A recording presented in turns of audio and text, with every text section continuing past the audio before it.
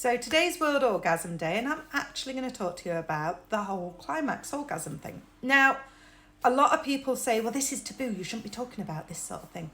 Why not? We all do it. I mean, come on. Nobody would be here unless somebody had sex. So we're going to talk about X, sex.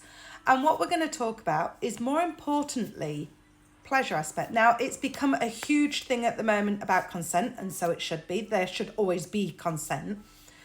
But I have found that a lot of females especially don't tend to want to have sexual relations, mostly because they don't enjoy it, which then makes you question why not. And it turns out most of them are not having an orgasm. They're not climaxing, and therefore they're not getting any of the benefits of it or any of the pleasure of it.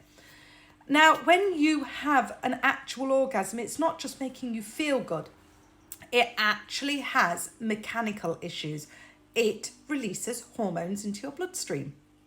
It helps with your heart rate, your blood pressure, and your breathing rate. They all increase and then steadily plateau. And when they plateau, they steady, which they stay like that for a little while afterwards. So it's fantastic to get things back to where they should be. In terms of hormones, oxytocin is released, serotonin is released, dopamine is released. These are good hormones that make you feel yay.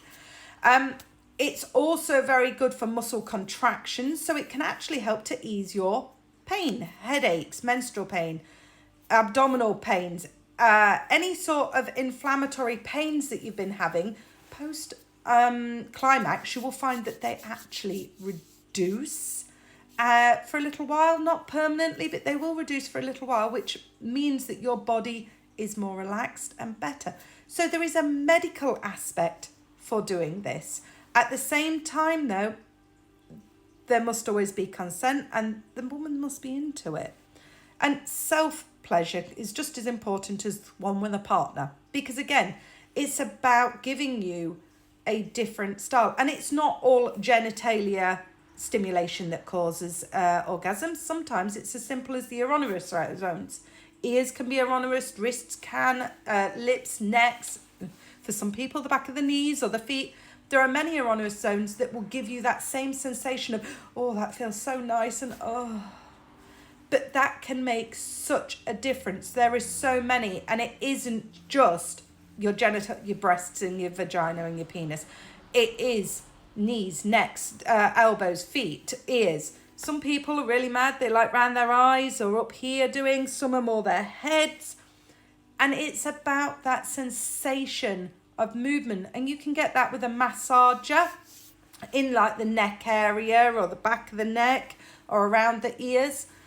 And there are things that can lower orgasms, like medications, unfortunately. So some of the antidepressants will affect your libido.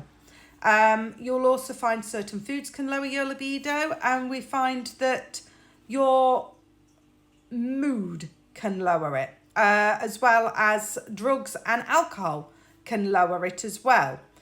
So if you are struggling with some of these issues and would like help, acupuncture can help with libido issues and help to lower anxiety around sex and climax.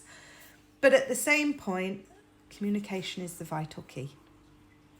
If you're not enjoying your sex life, talk to the other person in your sex life.